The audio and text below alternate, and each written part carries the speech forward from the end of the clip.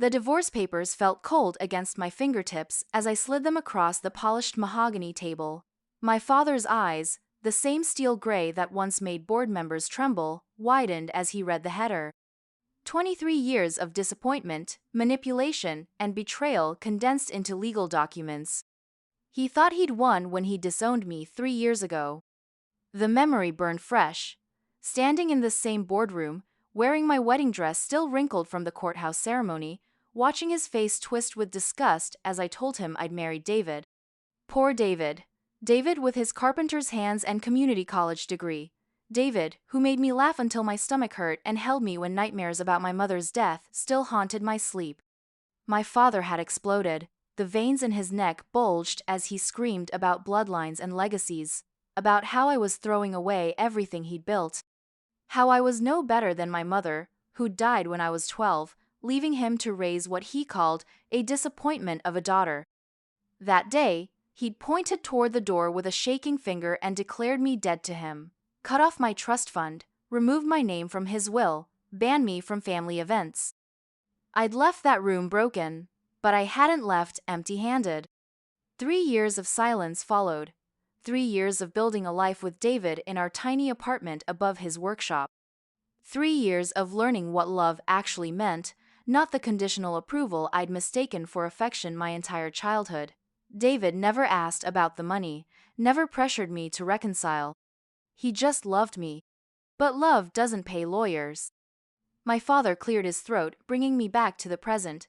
The divorce papers trembled slightly in his grip. Behind him, floor-to-ceiling windows revealed the city sprawling below, all those buildings and businesses that bore his name. What is this supposed to be, Emma? Some kind of joke? His voice carried that familiar edge of controlled fury, the same tone he'd used when I was 8 and accidentally broke his golf trophy, when I was 16 and got a B+ instead of an A, when I was 25 and chose love over his empire. I straightened my shoulders. The black suit I wore was designer, purchased with money he didn't know I had, money that came from sources he'd never bothered to investigate. Read it carefully, Dad, especially page 7. He flipped through the pages with increasing confusion. His lawyer, a spineless man named Morrison who'd been kissing my father's boots for decades, leaned over to peer at the documents. The room fell silent except for the whisper of turning pages. Then, my father's face went white. Page 7 contained the details of David's company. Not the small carpentry business my father imagined, but Hartwell Construction. The name might not have meant anything to most people, but it should have meant everything to him. Because Hartwell Construction owned the debt on 60% of his properties. This is impossible, his voice cracked. You married a carpenter, a nobody. I pulled out my phone and opened the photo album. Picture after picture of David, but not the version my father had imagined. David in three-piece suits at construction sites. David shaking hands with city officials. David signing contracts worth millions. You never asked what kind of carpenter he was. The truth spilled out in measured doses, each revelation another twist of the knife. David Hartwell hadn't hidden his identity from me. I'd known exactly who he was from the moment we met at that charity gala where I'd been representing my father's company and David had been there as a major donor. But my father had been so blinded by classism that he'd never bothered to research the man I was marrying. He'd heard carpenter and immediately dismissed David as beneath our family station. Hartwell Construction. My father's hands shook as he spoke the name. You're David Hartwell's wife. I am. And according to our prenuptial agreement, which I'm sure you'll want Morrison to review, I have certain rights regarding business decisions that affect my husband's companies. Morrison frantically pulled up files on his tablet. His face grew paler with each swipe. Sir, Hartwell Construction holds the primary mortgages on the Meridian Complex, the downtown office towers, and the Riverside development. My father's empire, his legacy, all of it balanced precariously on loans from my husband's company. We've been trying to identify the beneficial owner of Hartwell for months. Morrison continued, his voice barely above a whisper. Every time we attempted to negotiate better terms, we were told the decision-maker was unavailable. I smiled. Cold satisfaction spread through my chest like winter morning frost. The decision maker was never unavailable, she was just waiting for the right moment. The prenup had been David's idea, not because he didn't trust me, but because he understood something I was only beginning to grasp. Power in our world wasn't just about love or loyalty, it was about leverage and legal documents. My father had taught me that lesson, though not in the way he'd intended. Every birthday check with conditions attached, every family dinner that felt like a performance review, every conversation where his approval came with strings that choked tighter each year. You planned this. His voice was flat now, drained of its usual authority. You planned this from the beginning. I looked at him across the table that had hosted countless family arguments, where he'd announced my trust fund was conditional on marrying someone he approved of, where he'd laid out detailed plans for my life that never included my own wants or dreams. No, Dad, you planned this. The memory came flooding back. I was 14, sitting in the same chair as he explained why I couldn't visit my friend Sarah anymore. Her family was middle class. Associate with people beneath your station, he'd said, and you'll become one of them. I learned from you that family is transactional, that love is conditional, that money is the only thing that matters. His jaw tightened. For a moment, I saw a flicker of the man who used to read me bedtime stories before business consumed him entirely. Before my mother's death turned him into this cold stranger who measured relationships in profit margins. So I decided to use your rulebook against you. Morrison cleared his throat nervously. Sir, given Mrs. Hartwell's position, perhaps we should discuss restructuring the debt arrangements. No. My father's voice cut through the air like a blade. He pushed the divorce papers back across the table toward me. I don't negotiate with extortionists, even ones related to me. I'd expected this. He'd rather lose everything than admit he'd been wrong. His pride was worth more to him than his empire, more than any chance of reconciling with his only child. Then you'll lose it all. So be it. The words hung in the air between us. This was the man who'd raised me, who'd taught me to ride horses and balance spreadsheets with equal precision, who'd held me when I cried after my mother's funeral, promising that he'd never leave me too. A promise he'd broken the day I chose love over his approval. I stood to leave, but his voice stopped me. Your mother would be ashamed. The words hit like a physical blow. My mother, who'd died too young to see what he'd become, who'd loved me without conditions or contracts. I turned back to face him. My mother fell in love with a man who had nothing but dreams and a willingness to work for them. Sound familiar? His face crumpled slightly. For just a moment, the mask slipped. I saw the scared boy underneath the ruthless businessman. The boy who'd built an empire to prove his worth to a father who'd never shown him love. But the moment passed. Get out. I walked toward the door, my heels clicking against the marble floor. Behind me, I heard Morrison frantically shuffling papers, probably calculating how much my father stood to lose. Emma. I stopped without turning around. If you do this, there's no going back, no forgiveness, no second chances. There never were any second chances, Dad, not for me. The elevator ride down felt eternal. 47 floors of falling, each one carrying me further from the only family I had left. By the time I reached the lobby, tears were streaming down my face. But I didn't stop walking. David was waiting in the car outside, his worried expression clearing when he saw me. He didn't ask what happened. He just pulled me into his arms and let me cry against his shoulder while the city bustled around us. How did it go? He finally asked. Exactly as we expected. That night, over dinner at our favorite restaurant, David held my hand across the table. Are you sure about this? We can still find another way. I thought about my father upstairs in his empty penthouse, about the empire he'd chosen over his daughter, about the little girl who'd once believed that love was something you earned through perfect behavior and excellent grades. I'm sure.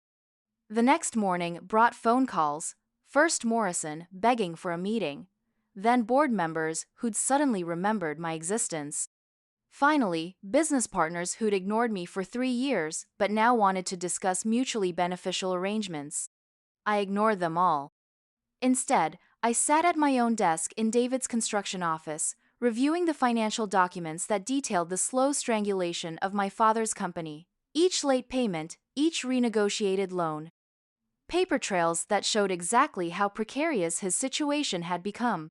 He'd built his empire on borrowed money and borrowed time. And I held all the IOUs. The irony wasn't lost on me. He'd disowned me for marrying beneath my station, not knowing that I'd actually married up. David's company was worth 3 times my father's, built on solid investments instead of leveraged debt and ego. My phone buzzed. A text message from an unknown number. "Please, can we talk? This is your father." I stared at the screen for a long time. 3 years of silence broken by 12 words and a desperate plea. My finger hovered over the delete button. But I found myself typing back.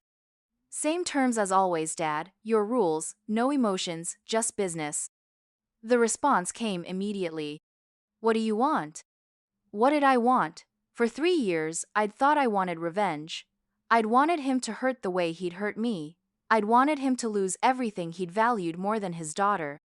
But sitting in that office, surrounded by evidence of my husband's success and the life we'd built together, I realized something had changed. I didn't want his empire. I wanted an apology. "I want you to admit you were wrong." 3 dots appeared, then disappeared. The phone stayed silent for 20 minutes. Finally, "I was protecting you." From what? From love? From happiness? From making my own choices? From making the same mistakes I did?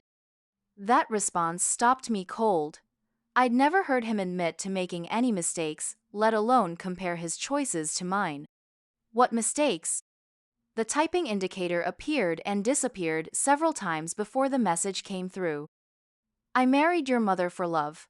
Lost everything when she died. Had to rebuild from nothing. Thought money would protect you from that pain." My chest tightened. All these years, I'd thought he'd married my mother for her family's connections. I'd never known he'd lost everything when she died. "So you decided I couldn't have love because you lost yours?" "I decided you needed security more than romance." "I needed my father more than I needed security." The conversation paused. Outside the office windows, construction workers moved like ants across the skeleton of David's latest building, creating something new from nothing but vision and determination. "I don't know how to be the father you needed." The admission hit harder than any insult or disownment ever could.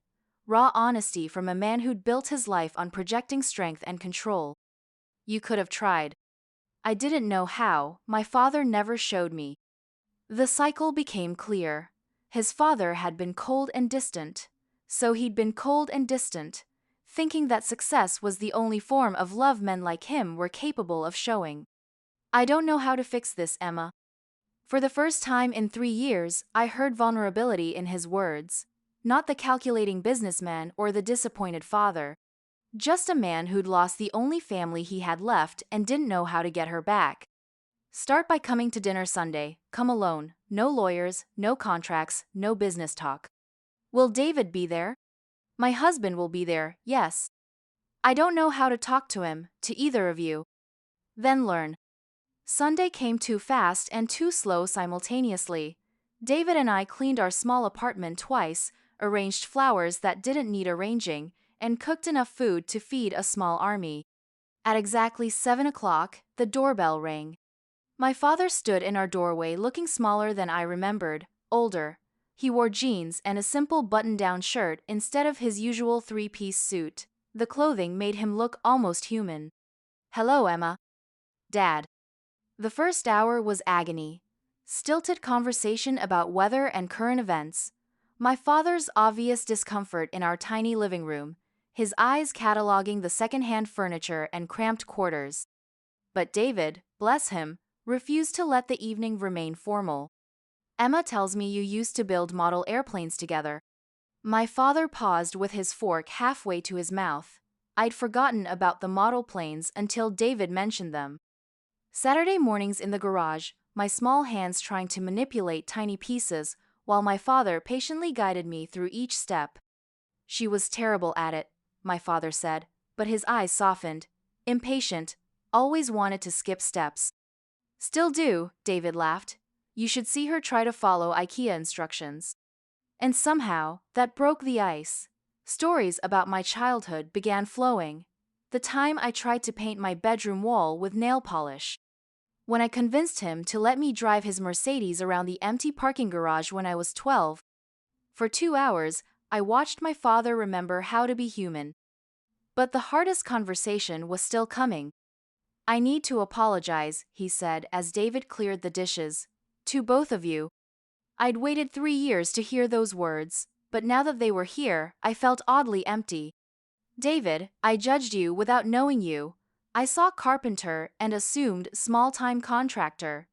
I never investigated further because I didn't think you were worth my time.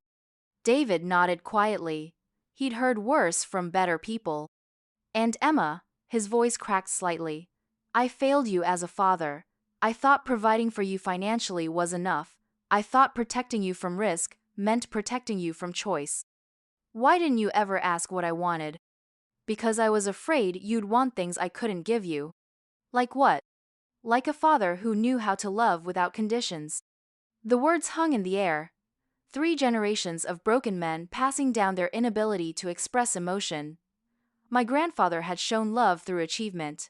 My father had shown love through control. And I'd almost perpetuated the cycle by choosing revenge over reconciliation. It's not too late, I said quietly. Isn't it? I looked at this man who'd shaped my entire life, who taught me to be strong and independent, even while trying to control every decision I made. Who'd love me in the only way he knew how, which wasn't enough but wasn't nothing either. We can learn together. The conversation that followed wasn't easy. 3 years of hurt doesn't disappear in one evening. My father struggled to understand why I'd chosen David. I struggled to forgive the years of conditional love and emotional manipulation. But for the first time, we talked without lawyers or prenups or board meetings between us. Just a father and daughter trying to bridge a gap built from pride and misunderstanding. As the evening wound down, my father turned to David. I'd like to discuss the loans, not as a negotiation, but as a conversation. The terms aren't changing, David said firmly. Your company will meet its obligations or face the consequences. My father nodded, accepting the boundary. I understand. I'd just like to understand how you built what you built. Same way you did, I imagine. One decision at a time, one building at a time. Difference is, I never forgot that success without family isn't success at all. The words stung, and I watched my father absorb them, processing the idea that his empire meant nothing if he had no one to share it with. Would you be willing to teach me? About construction, about building something real instead of just profitable? It was David's turn to look surprised. This wasn't the conversation any of us had expected. You're serious? I'm 73 years old. Emma is my only family. If I lose my company but repair my relationship with my daughter, I think that's a trade worth making. I felt tears building behind my eyes. This wasn't the father I'd known. This was someone new. Someone who'd finally learned to prioritize relationships over profit margins. But David wasn't finished. There is one condition. My father tensed, expecting another business demand. You have to learn Emma's favorite coffee order and bring it to her every Sunday morning for the next year. The request was so unexpected, so simple, that my father laughed. Actually laughed. A sound I hadn't heard in years. Deal. 6 months later, my father sold his company to a conglomerate for enough money to live comfortably but not extravagantly. He moved to a smaller apartment closer to ours and started working part-time for David, learning construction from the ground up. Watching him frame windows and pour concrete was surreal. This man, who'd commanded boardrooms, was now measuring twice and cutting once, learning skills that dirty his hands and strengthen his back. But the real change wasn't in his work. It was in our Sunday morning coffee ritual. Every week, without fail, he showed up at our door with 2 cups of coffee made exactly the way I liked it. We'd sit on our tiny balcony and talk about everything except business. Sometimes about my mother, and how much she would have loved David.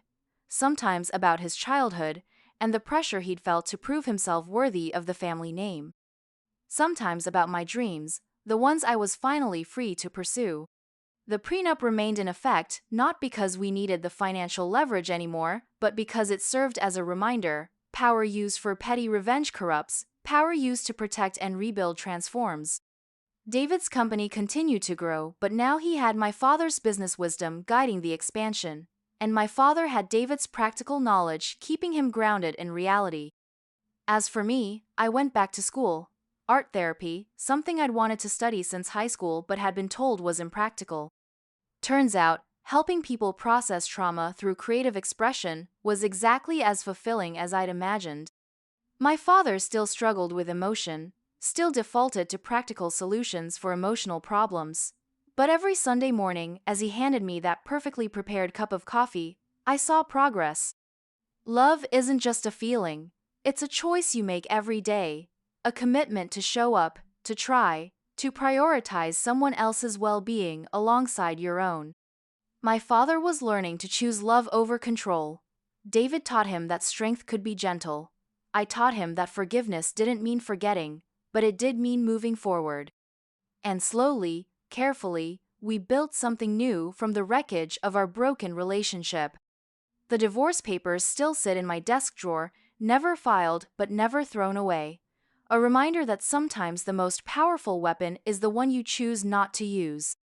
Because winning isn't always about defeating your opponent. Sometimes it's about finding a way for everyone to walk away stronger than they started.